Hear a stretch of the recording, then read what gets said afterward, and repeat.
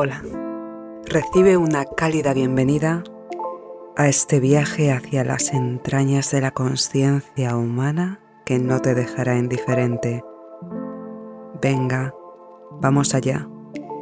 Acompáñame en este viaje. Bueno, pues aquí estamos de nuevo en este espacio de exploración interna y en este cuarto episodio prometimos hablar de los ciclos dentro de los ciclos. Aunque para ello hemos de explorar las estaciones, las fases, en definitiva, la profundidad de la naturaleza humana. Y con naturaleza no me refiero simplemente a lo intrínseco, lo más elemental,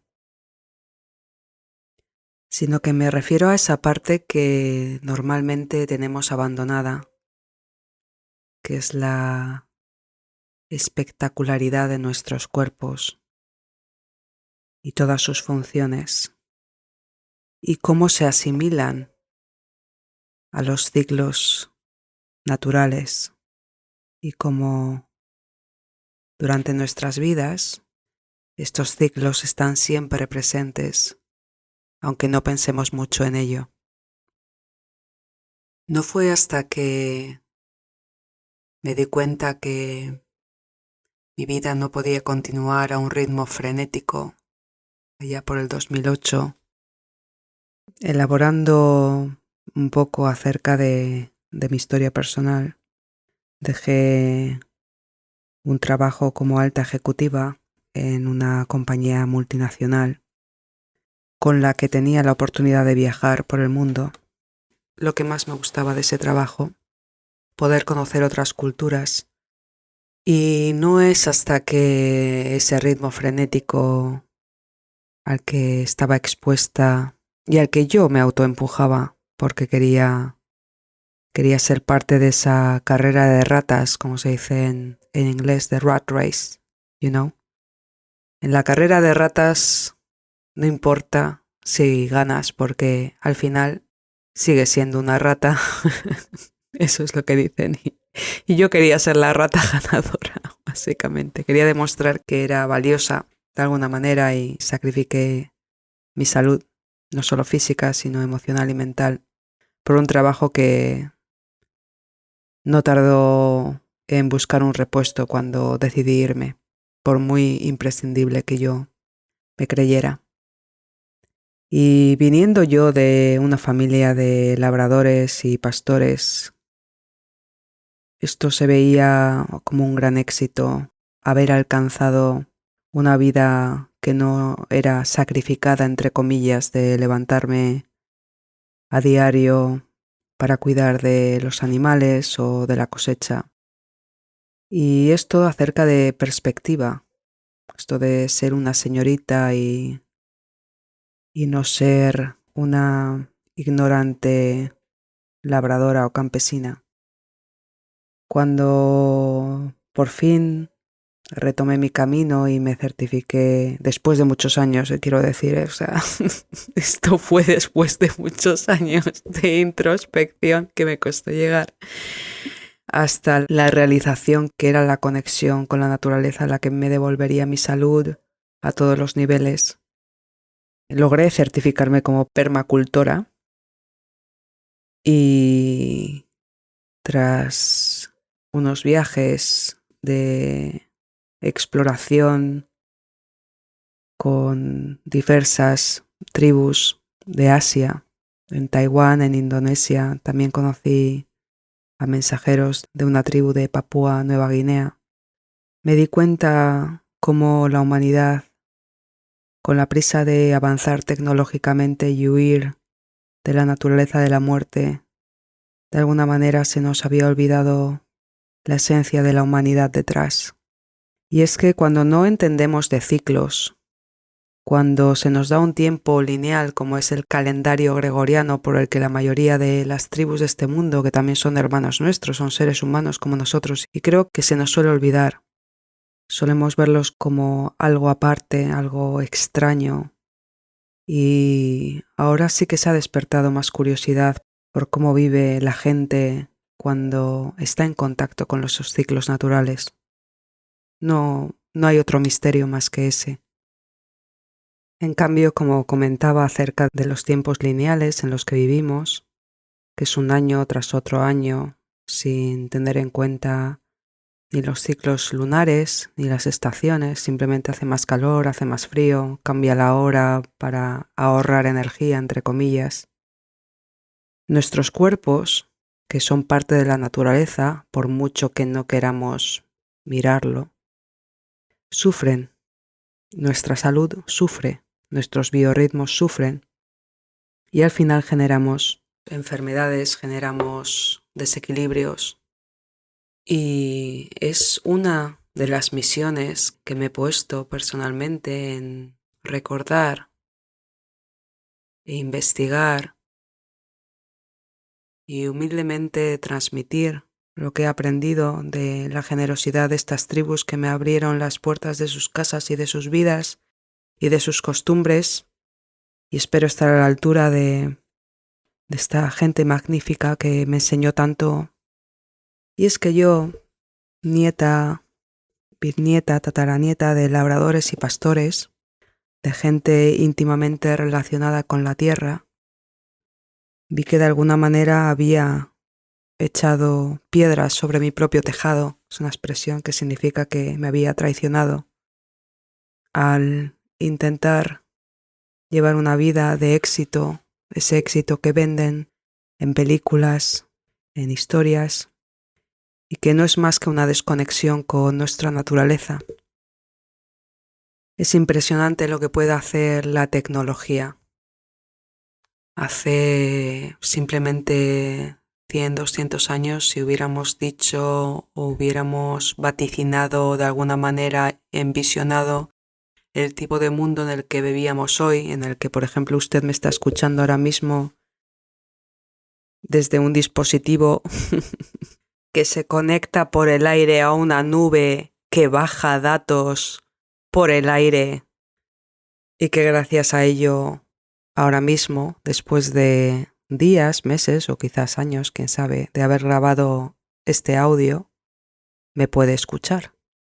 Seguramente que hace 200 años, si un iluminado, entre comillas, hubiese explorado la consciencia y hubiese venido con la idea de que en el 2020, 2022, 2030 va a estar la gente como loca con un ladrillo negro o de otro color que tiene una pantalla de cristal y van a estar todos conectados por el mundo. A la casa de locos, ¿no? A la casa de los que no tienen una visión que corresponde con la realidad que la mayoría de la gente está viviendo, básicamente, porque dependiendo de la cultura en la que nacemos, unas cosas son locura y otras cosas son realidad tangible. Pero eso es otro tema. Si quieren que hable más acerca de este tema, mensajito aquí abajo. También pueden ir a www.alegrianatural.com y dejarme ahí un mensaje o un apoyo.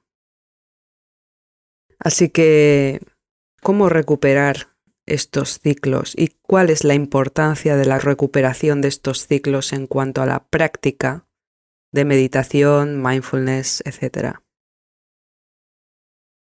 El estar presente en la naturaleza es tan importante como la vida misma.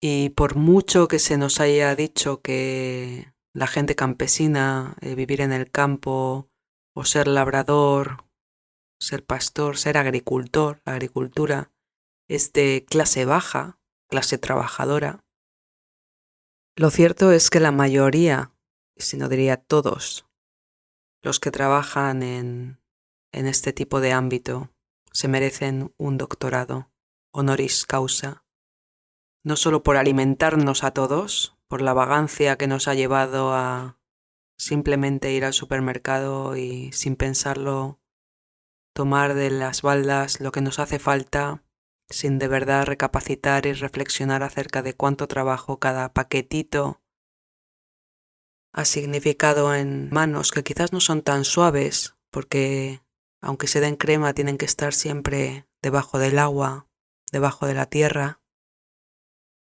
También son muy dignas no solo de aprecio, sino de honra y de admiración.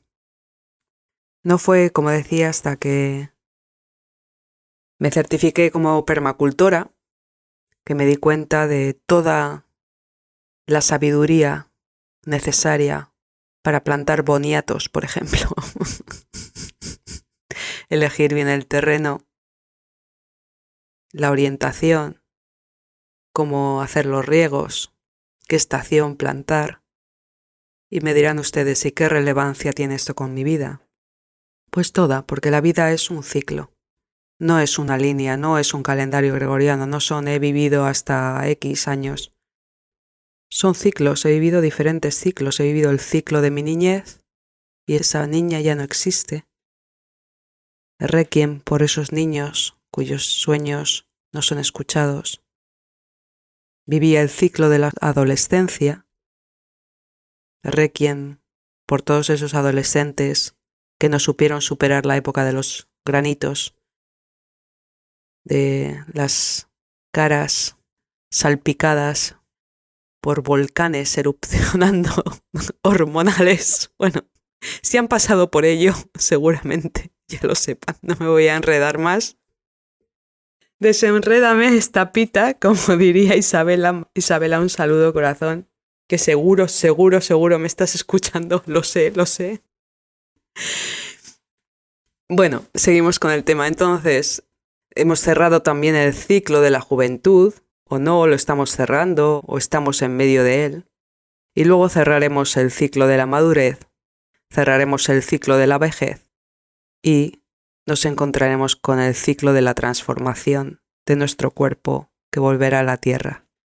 Y quizás volvamos a nacer, quién sabe, hay teorías que en que sí, dicen que no, yo lo dejo a la voluntad del que me escucha, de la que me escucha, para hacer sus propias teorías. En eso no me meto. Lo que sí es tangible es que cuando abandonamos esta realidad de las estaciones en nuestra vida, de los ciclos vitales, es que nos perdemos, tenemos crisis, no queremos abandonar la juventud. No quiero tener arrugas, ni canas, ni estrías, ni barriga, ni... Bueno, ¿por qué es eso? ¿Se lo han preguntado alguna vez? ¿Se imaginan que fuese así con la niñez también?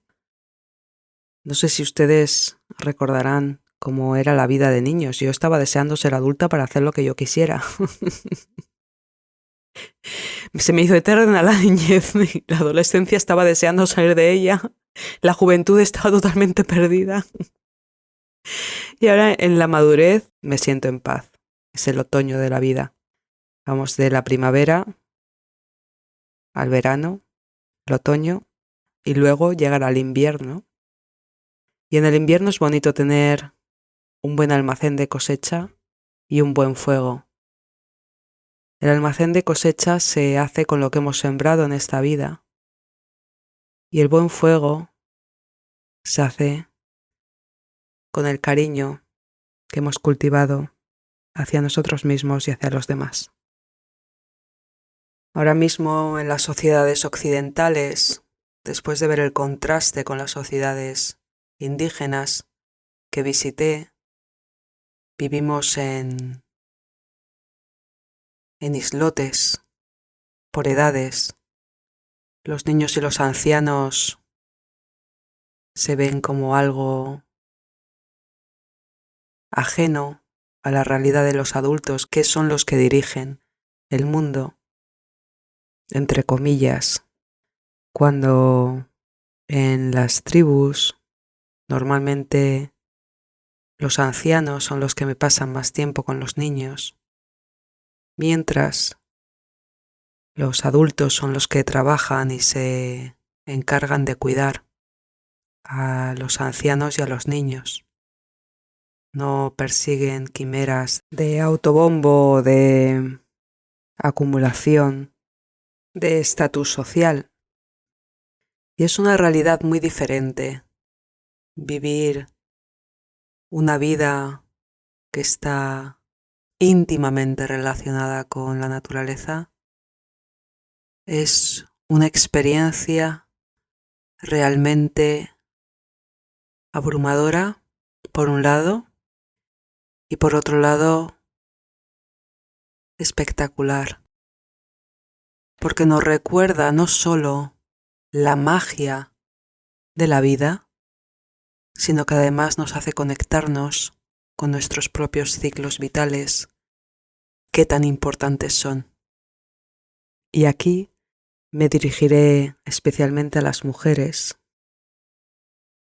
Y es que la vida que normalmente llevamos, los que estamos sujetos a este calendario gregoriano, es una vida de total desarraigo de nuestras funciones vitales, sobre todo las mujeres. Yo me acuerdo tomar infinidad de pastillas mensualmente, de medicación para el dolor, porque mis periodos eran terribles, sufría de mareos, me caía al suelo por el dolor, vómitos, un dolor por el que no me podía levantar de la cama. Fui diagnosticada con esta condición que se llama amenorrea, que significa periodos muy dolorosos. De hecho, me llegaron hasta administrar morfina en una ocasión en la que mi padre me descubrió desmayada en el suelo. Fueron momentos muy dolorosos y mi familia sufrió muchísimo, ya que toda mi vida sufrí de esta condición hasta que, por fin, descubrí el poder de la respiración yógica, del pranayama, que me ayudó a solucionar este aspecto de desequilibrio que habitaba en mí. No quiero con esto sugerir que para todas las mujeres sea igual. Simplemente quiero contar mi historia de cómo, cuando me reconcilié con mis ciclos naturales, con la idea de habitar un cuerpo de mujer que una vez al mes se siente totalmente roto e inválido para trabajar, yo con mis ambiciones de ser una eficiente y profesional ejecutiva, sometí a mi cuerpo a la toma de analgésicos muy potentes, casi una caja al mes, y como esos analgésicos tan potentes me impedían trabajar por la somnolencia, ya que tenía un trabajo que necesitaba estar alerta, comencé a ingerir estas bebidas energéticas que tanto se publicitan para poder continuar con ese ritmo y continuar ser profesional en vez de estar en casa y recapacitar acerca de mi dolor y discernir acerca de por qué ese dolor estaba ahí. Y no fue hasta a ese punto que ya mi cuerpo dijo basta, basta, basta, basta de tanto sinsentido, que no me decidí a explorar si había una forma de vivir que fuese más adecuada para mi biología. Y es que no podía continuar así después de tantos años, casi 2 décadas de sufrimiento mensual. Y fue entonces cuando comencé a explorar la meditación, el mindfulness. Después también me certifiqué como profesora de yoga, de Hatha Yoga y Kundalini Yoga, con una de las profesoras más renombradas de la India, residente en Hong Kong. No fue hasta entonces que me di cuenta, después de mi certificación como permacultora, que trataba mi cuerpo como una máquina a la que simplemente tienes que dar de comer para que siga funcionando ese combustible, y que no tenía que atender a nada más que el maquillaje, la ropa y tener una presencia tolerable para los demás. Qué confundida estaba. tan confundida que me dejé la salud en el camino. Pero gracias a la vida y a toda la gente maravillosa que me he encontrado en mi camino, la he recuperado. La he recuperado y puedo decir que a día de hoy, dándome mis tiempos, entendiendo que la vida no es solo acerca de cuánto producimos, sino también a cómo interactuamos con el mundo y con nosotros mismos. No ha sido hasta entonces, hasta que me he recuperado. Y me ha costado tiempo, sí, me ha costado la mitad de tiempo del tiempo que me costó destruir mi salud. Así que mirando atrás tampoco es tanto. Ha sido un camino arduo de peldaños gigantescos a veces y en muchas ocasiones también un camino de mucha satisfacción. Y es por ello que tras tener la oportunidad y el privilegio de aprender tanto de estas mujeres tribales que se ocuparon y compartieron conmigo mucha de la sabiduría que como humanidad hemos perdido, aunque aún está presente, como digo, en nuestras maravillosas comunidades indígenas, que después de tanto sufrimiento pasado aún quieren compartir su modo de vida y sus costumbres ancestrales con todos nosotros. Y digo la mayoría porque todos tenemos el derecho a estar agarrados a nuestro dolor generacional. Y es bonito tener la humildad de reconocer que quizás en una carrera tan rápida hemos dejado atrás mucho de lo importante, como ya he dicho en anteriores episodios. Y es que siempre todo vuelve a lo mismo. Esa es la base de alegría natural, los ciclos, las estaciones de las que estamos hablando, ya que todo forma parte de un todo. Y cuando nos damos cuenta que entender los ciclos naturales es entendernos a nosotros mismos, sobre todo las mujeres con nuestro ciclo lunar, es cuando despertamos a otra realidad consciente y en la que nos ocupamos más de cuidar nuestro cuerpo y nuestra salud. Es por ello, como hablaba en el anterior episodio acerca de Sangha, de esta comunidad consciente de práctica que estoy construyendo ahora mismo online. Si quieren pueden visitar www.alegrianatural.com y allí pueden ver la forma de unirse y la forma de contribuir para que este sueño magnífico se haga realidad.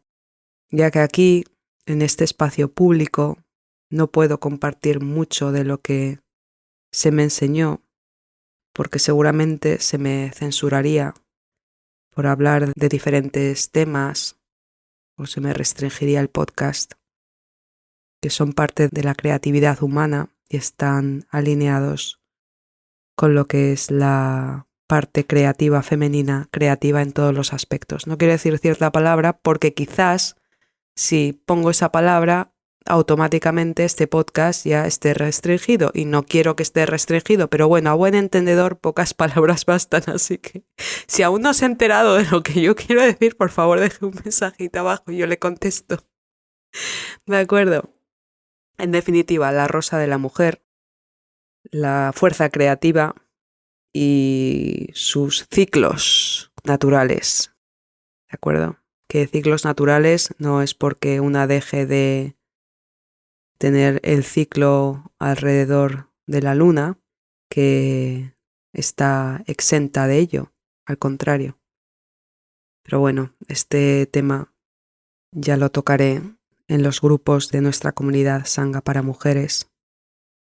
Y es que me di cuenta durante mi práctica de Lotom, en el templo de Loto de Plum Village, el pueblo de las ciruelas en español, me di cuenta allí que la mayoría de estas tradiciones que estudiamos, no solo yógicas, sino también de mindfulness y meditación, han sido constituidas por hombres, a los que les daré eternamente agradecida y a los que honro y admiro por su dedicación, su constancia y por compartir todo lo que descubrieron acerca de la consciencia. Claro está que un cuerpo masculino y un cuerpo femenino tienen una diferencia esencial que solo se manifiesta una vez llegada la adolescencia. Hasta la adolescencia, las personas somos ese Canva en blanco del que hablaba en anteriores episodios, ese cuadro, ese lienzo que aún está por pintar. Y yo, por ejemplo, tuve la suerte de crecer con otros 12 primos. Soy la número 13. Hola, ¿qué tal? ¿Hay alguno por ahí que sea de la 13 de su familia? Bienvenidos. Ese número tan maravilloso, ¿no? Soy la pequeña de 13 primos. Tengo 6 primos maravillosos y 5 primas y una hermana que es maravillosa también. Todos son maravillosos. Y lo bueno es que mis primos son la mayoría son los más jóvenes. Las primas son las más mayores y luego los primos, hasta que llegué yo, fueron todos niños y llegué yo como la última niña, por lo que me relacioné de pequeña mucho más con mis primos y jugué más con ellos y lo cierto es que estaba muy disappointed. Es que me salen la mayoría de cosas en inglés porque los últimos 20 años de mi vida he trabajado en inglés, así que ya me pueden perdonar. Disappointed es disatisfecho o estaba decepcionada porque yo no había nacido niño. Me parecía que siendo niño se jugaba mucho mejor porque podías correr más, saltabas mucho más alto, trepabas más rápido a los árboles, jugabas mejor al fútbol. Todas estas cosas que yo no podía hacer a no ser que estuviese jugando con niños que eran un poco menores que yo, que todavía pudiesen jugar conmigo, tuviesen la capacidad intelectual de querer montar una caballa en el árbol. Hola Óscar, hola Marcos, ¿qué tal? A niños que eran 3 o 4 años mayores que yo y que bueno, era la lucha del más fuerte y me hicieron fuerte, me ayudaron a aprender a cómo defenderme y por ello les estoy muy agradecida a ellos. Y claro, esto me creó mucho conflicto ya que, por ejemplo, cuando llegué a la adolescencia y me di cuenta de lo limitante que es a veces sufrir este dolor mensual, yo de verdad pensé que hubiera sido mucho más fácil tener otra naturaleza, tener una naturaleza masculina. Y no fue hasta que comprendí la importancia de los ciclos que me reconcilié con mi niña interior y con mi adolescente interior, que hablamos mucho de nuestra niña interior, pero se nos olvida también que hace años, si estamos en esa época, si estás en la adolescencia ahora mismo escuchando este podcast, te invito a que disfrutes de todos los cambios maravillosos que están por delante entre ese periodo de niñez y ese periodo de juventud. Y es al reconciliarnos con nuestra naturaleza que encontramos paz. Y los ciclos, dentro de los ciclos, de los que hablaremos en futuros podcasts, porque con la parte de las estaciones, que es parte de los ciclos, es un tema de mucha profundidad y que nos abre una puerta maravillosa a explorar cómo la naturaleza, que nos ayuda a explorar cómo la naturaleza en sus diferentes ámbitos nos ofrece lecciones de vital importancia a cada paso que damos y hacemos pasos de mindfulness, como se decía en Plant Village. Y como decía acerca de Plant Village, me di cuenta que las mujeres, las monjitas, me gusta llamar monjitas porque las veía muy frágiles en su práctica, muy fuertes. Me di cuenta de que muchas de ellas también sufrían de estos dolores, ya que cuando uno está meditando tantas horas, normalmente nos levantábamos a las 4 de la mañana, 4:30 para la primera meditación, diariamente. Cuando uno está en estos periodos de meditación largos diariamente, y deja atrás los ciclos naturales, nuestros ciclos de mujer requieren de un movimiento específico para liberar tensiones y que esos movimientos nos ayuden a entrar al siguiente ciclo. Y es una de las cosas que yo comencé a explorar conviviendo en este templo con estas mujeres maravillosas. Ya comenté antes que en otros episodios que los hermanos, los monjes, los monjitos vivían en otra casa adyacente cercana al monasterio. Y claro, yo veía que la práctica de ellos era inmutable. Cada día se regían por el sol, es un día tras otro, pero sí que veía en las monjas jóvenes ese esfuerzo sublime, esa culpa por no poder practicar, por tenerse que quedar en la cama los días que por el dolor era prácticamente imposible levantarse, como le pasa a muchísimas mujeres. Al mismo tiempo que la práctica de mindfulness, práctica zen, en el monasterio me estaba graduando como profesora certificada de yoga bajo la dirección de mi querida Sudevi Sundari. Y fue al explorar la práctica del pranayama porque la práctica de yoga tiene 8 brazos, o 8 piernas, o 8 pilares. En inglés se llama The 8 Limbs of Yoga. Y no es simplemente la asana. La asana, las posturas, es uno de esos brazos. Y es por ello que muchas veces se generan muchísimas lesiones porque nos centramos en los asanas del yoga sin darle importancia a las demás partes del yoga, que son los yamas y los niyamas, los preceptos. Después está asana, pranayama, pratyahara, dharana, meditación o dhyana. Y por último, el 8º es samadhi. Ya exploraremos también en próximos episodios, si estáis interesados, los diferentes pilares del yoga.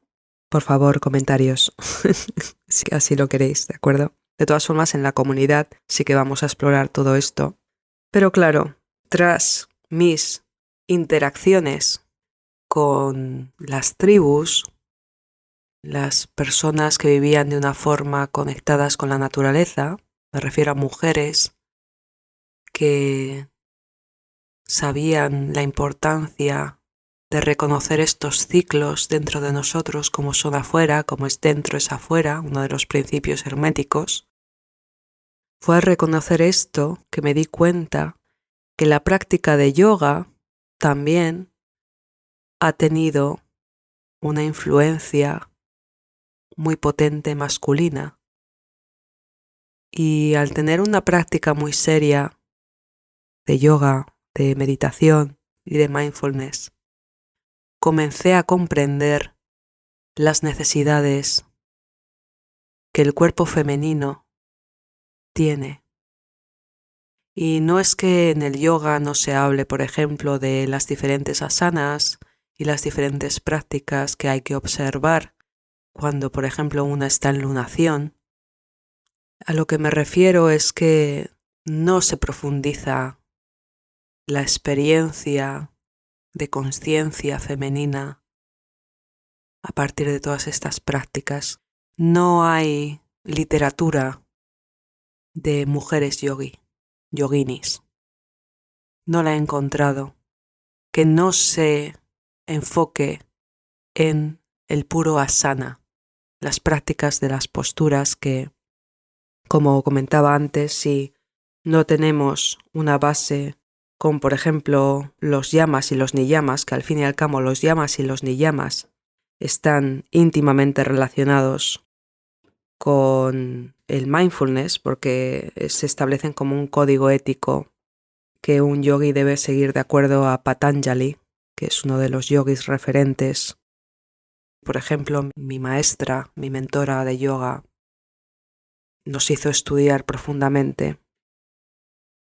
Cuando no observamos ni los yamas ni los niyamas, que los niyamas son las regulaciones que nos ayudan a fortalecer nuestra disciplina, Todas estas tensiones acumuladas en el cuerpo al hacer diversas asanas son las que generan esas lesiones al hacer yoga. Y es en la meditación, en dhyana, que es el número 7, donde tenemos que discernir acerca de qué tipo de asanas estamos preparados, cómo podemos guiar al cuerpo y aceptar al cuerpo y observar al cuerpo y escuchar al cuerpo para equilibrar esa mente, para no intentar empujarnos a una competitividad de quién se pone la pierna detrás de la cabeza antes. Es muy peligroso practicar el yoga con ese tipo de mentalidad, no simplemente por las lesiones que pueda ocasionar, sino también porque tenemos una práctica incompleta. Es una práctica acróbata, básicamente, no es una práctica que está sólidamente enraizada en lo que es las costumbres y la tradición ancestral que tanto esfuerzo los maestros que vinieron antes se esforzaron a dejarnos como legado. Así que en próximos podcasts, si les interesa, si así lo quieren, profundizaremos en estos pilares del yoga maravillosos. Los que quieran seguir las evoluciones de la comunidad, la sangha de Alegría Natural, pueden hacerlo en www.alegrianatural.com. No sé si tengo que decir el www, ¿no? Yo creo que ya. Es que es un poco cansado. Bueno, ahí podemos seguir con la conversación y mientras tanto, aquí si quieren suscribirse para estar al tanto de cuando subamos los próximos episodios, también pueden compartir, dejar sus comentarios con sugerencias acerca de temática que quieran explorar o simplemente comentar acerca de su experiencia y también si este tipo de temas les están ayudando con su evolución vital, evolución de conciencia o al menos sentirse acompañados en momentos que quizá son duros, peliagudos o simplemente solitarios.